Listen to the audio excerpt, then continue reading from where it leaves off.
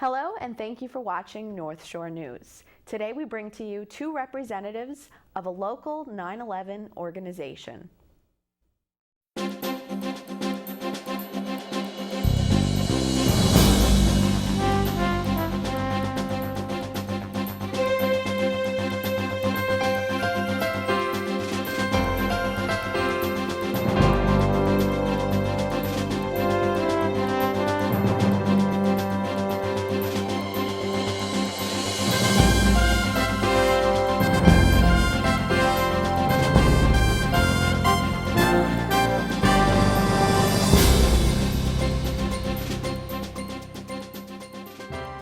Hi, I'm Stephanie Savage. Here with me today is Kathy Murphy, Director of Project Common Bond, a Tuesday's Children program, and Kelly Kiesler, Marketing and Communication Coordinator for Tuesday's Children.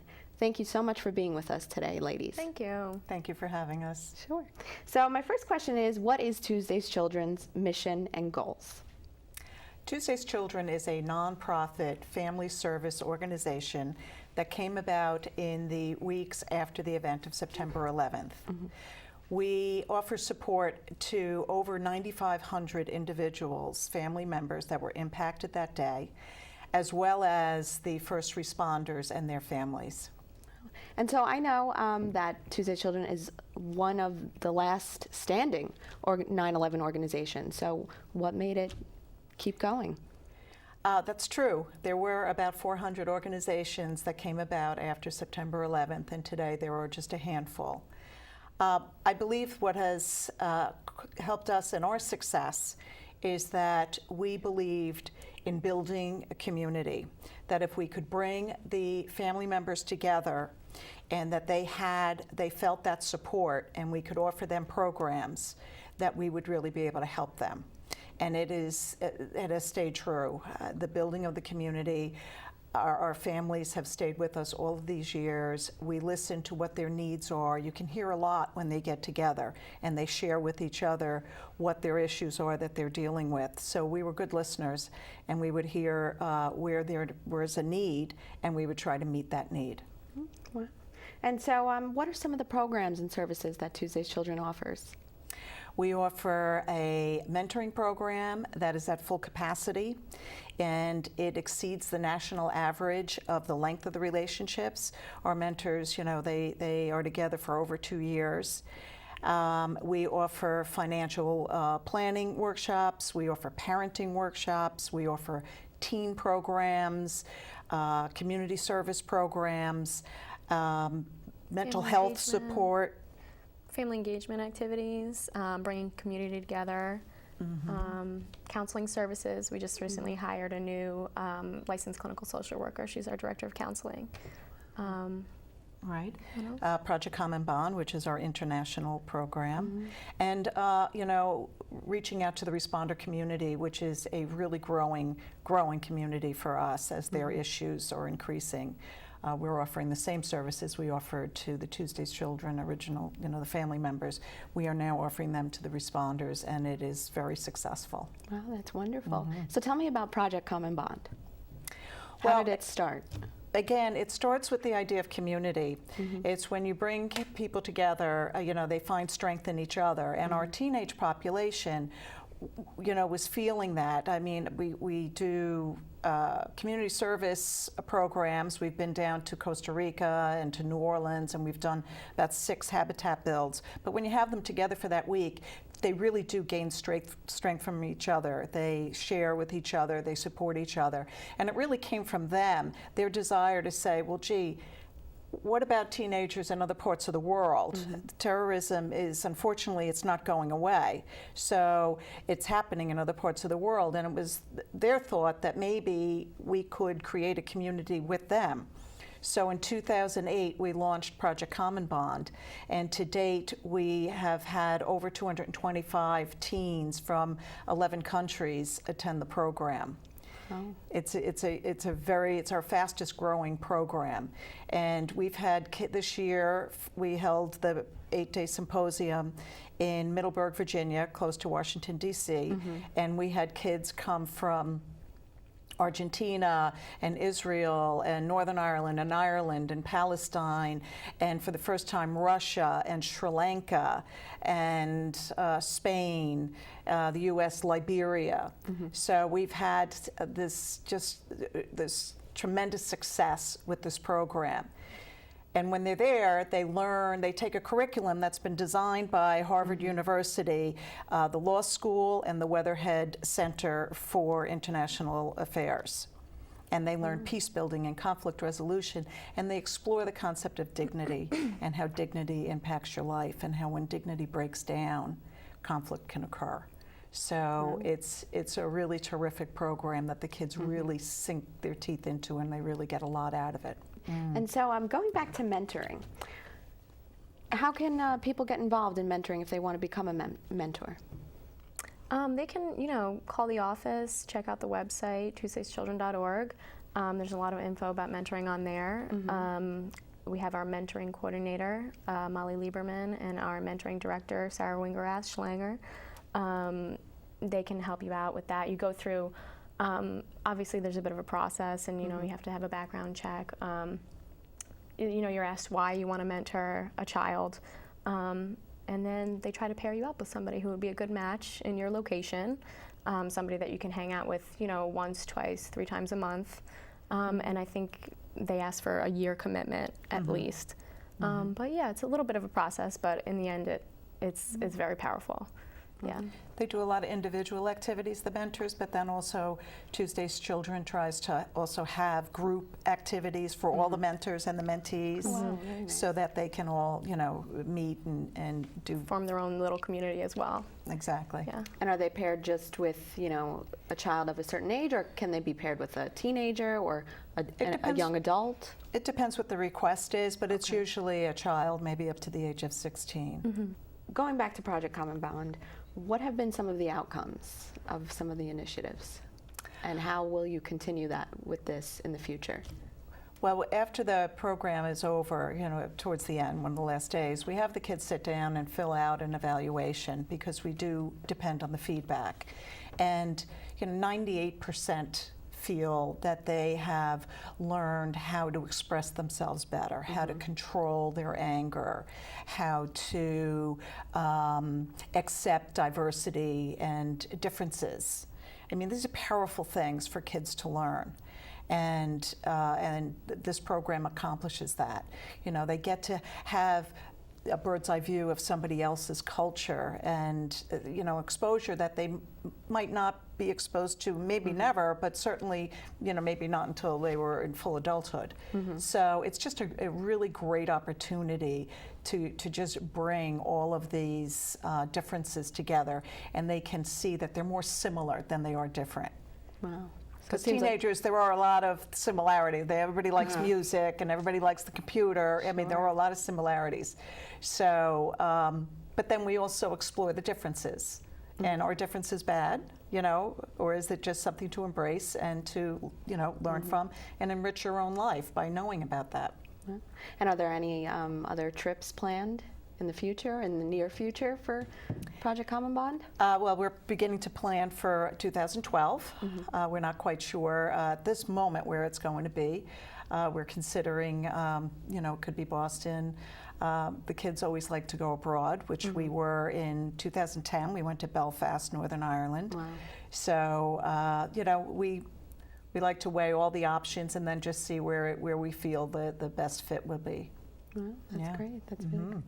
So I remember, if you know, and we all know, I worked there one time, and Tuesdays Children did a lot of great events, marathon runs, football games. Are you guys still doing those? Yes, we are. Tonight, in fact, there is a Mets meet and greet. Is that right? Yep. And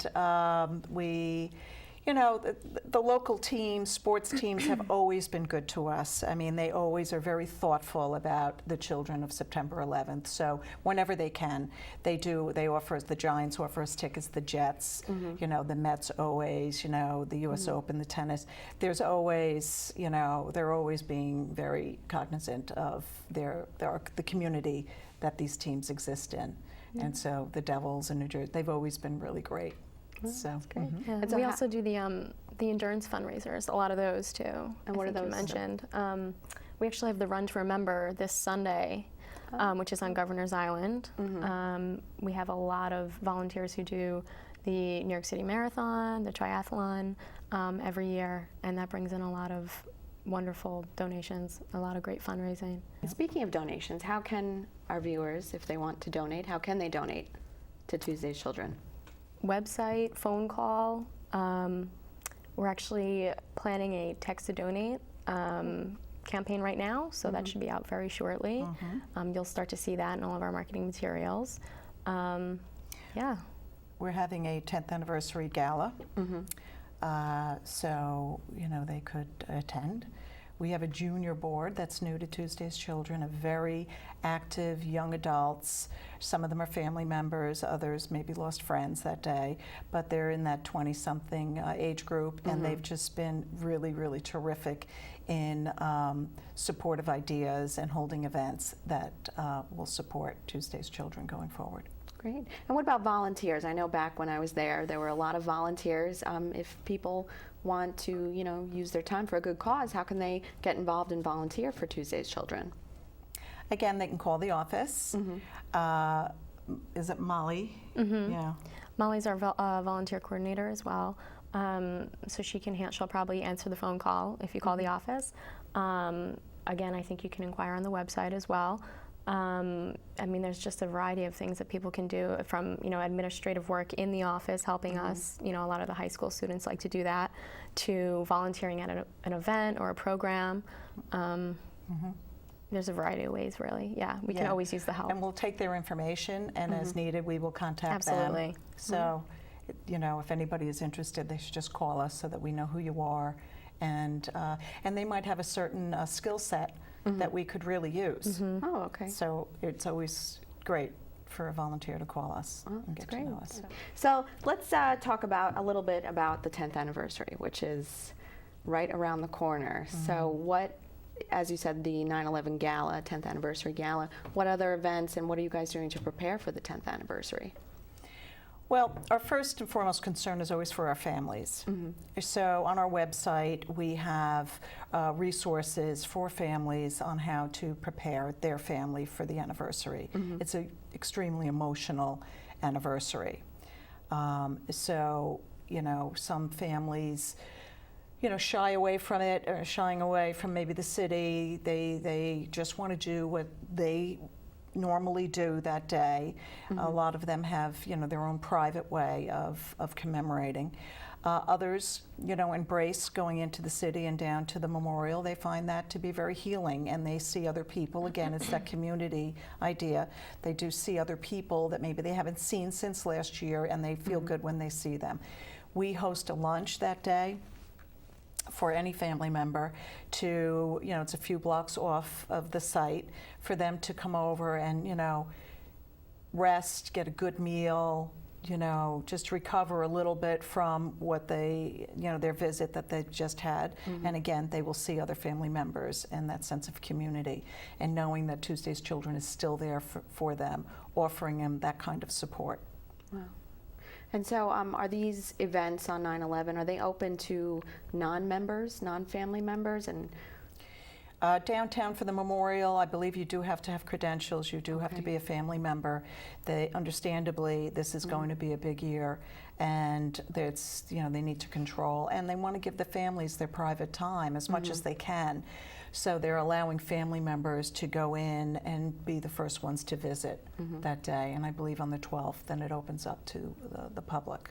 So for those who were not directly affected by losing a family member on 9/11, do you provide services for them as well? We are a great resource for them. Okay. They can contact us. They can discuss what it is that they, are seeking help with, and I'm sure we would be a great resource for them. The other thing that we are beginning to put some emphasis on is, in our own 9/11 population, the thought of this population possibly helping veterans, or helping the wounded warriors, or helping, doing something when we rebuild for Habitat Builds, I would like us to start thinking about maybe rebuilding for a veteran when he comes home, if he needs his house to be restructured for one reason or another. You know, that these teens that would go down and do a habitat build in New Orleans, well, why not help a veteran? It just seems to be a really nice tie-in. And again, you're helping somebody who was there for you in the country at the time when we needed them. You know, encourage anybody who feels especially, you know, close to the situation, or especially traumatized, or would like to just help in their own way of healing. But we definitely encourage anybody to volunteer and call us up, and a lot of people like to do that. So since Tuesday's Children is located in Manhasset and we're a local TV, what role has Tuesday's Children played in Manhasset, in the community in Manhasset? I would have to say that we service, you know, over 9,500 people in the metropolitan area, but also Massachusetts and Washington, D.C. So we're not, you know, exclusive to any one community. We service the community at large. Okay. That took me to my next question. How are you servicing the national community? Well, all of our programs are offered to our whole family database. So we service, we're offering the programs to any of the people that live in any of those areas. So when I do a Habitat, our Helping Heals program, a Habitat build, kids from Boston, kids in the DC area, they join in too.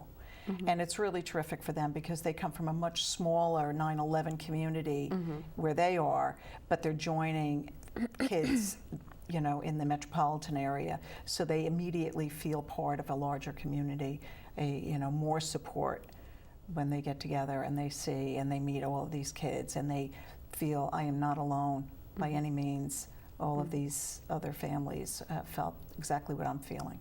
Wow.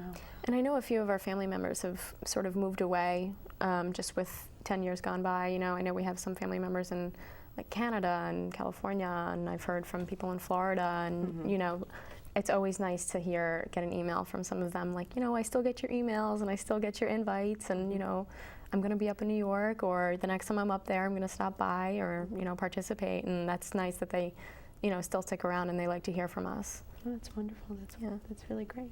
So, quick question. So, when a terrorist attack happens, let's say in the news, we've had several over the past few years, is there any immediate action that Tuesday's Children gives on an international level?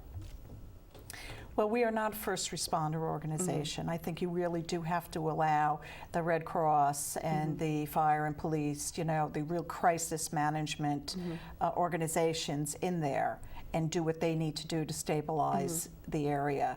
We're a second responder, and we are there after those organizations leave, but we're there for the long term.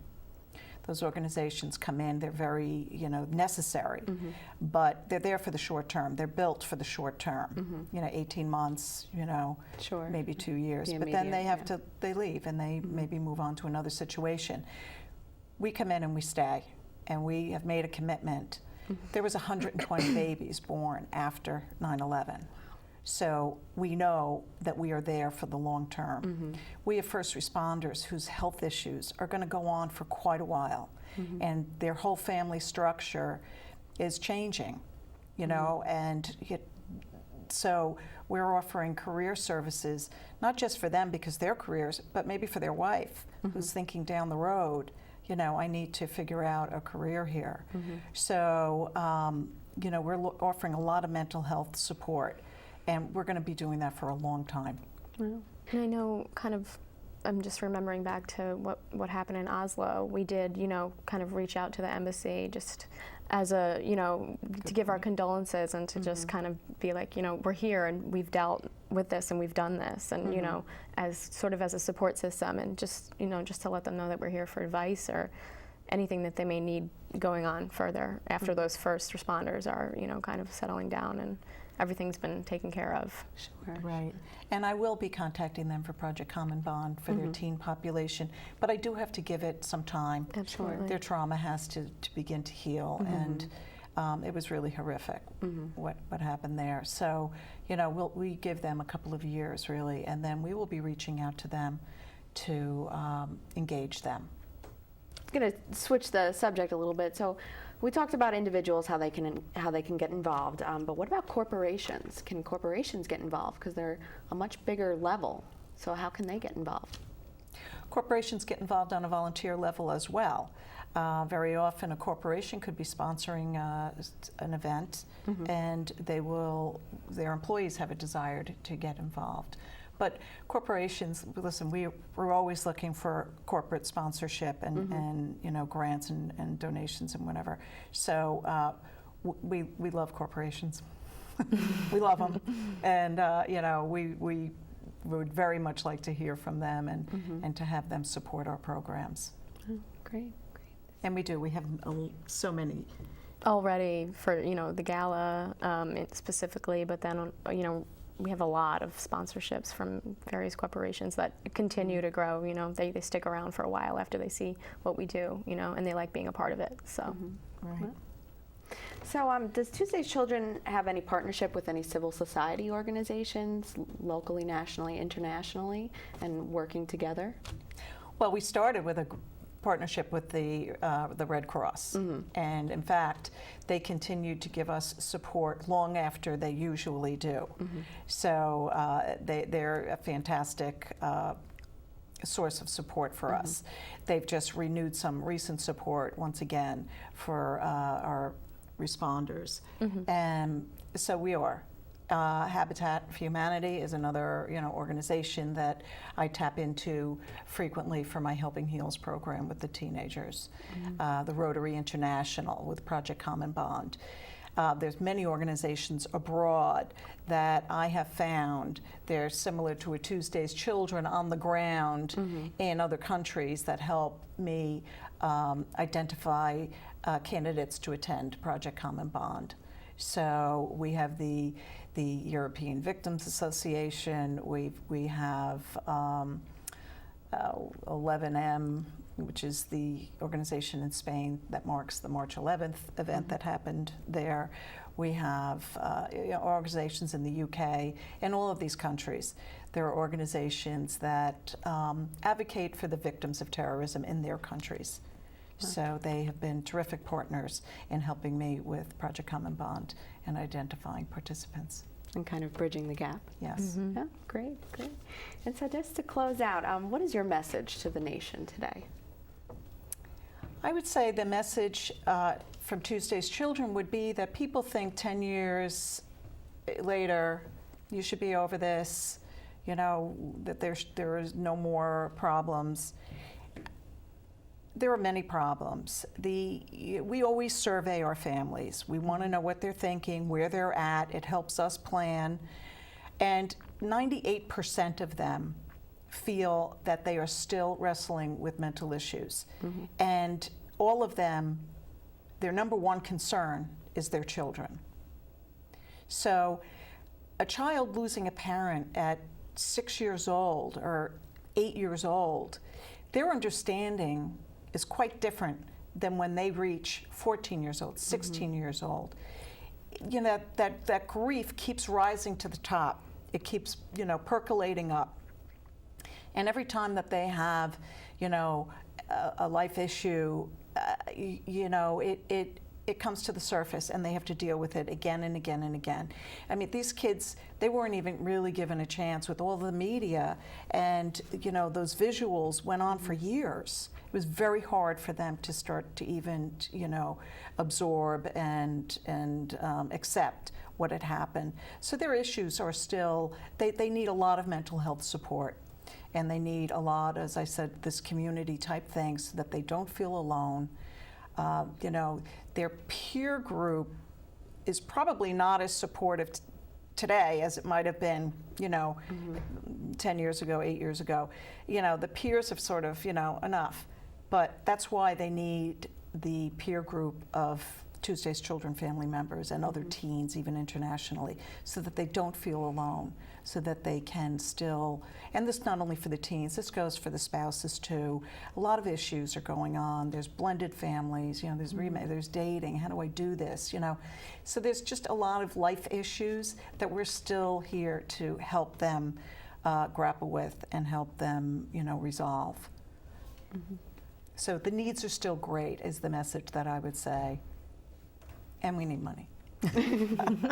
We need support to keep it going. Because Yeah. as I said, those 120 babies, they're 10 years old. They should be able to receive the same amount of services that all the kids that came before them. Sure. And that not only them, but their parent also.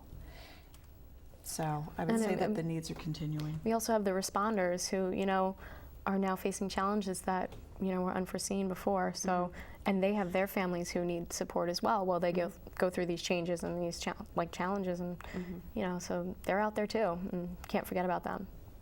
It's true. It's true. Well, ladies, thank you so much. And Thank we wish you. you the best of luck at Tuesday's Children, and I hope our viewers will get involved and help you guys out.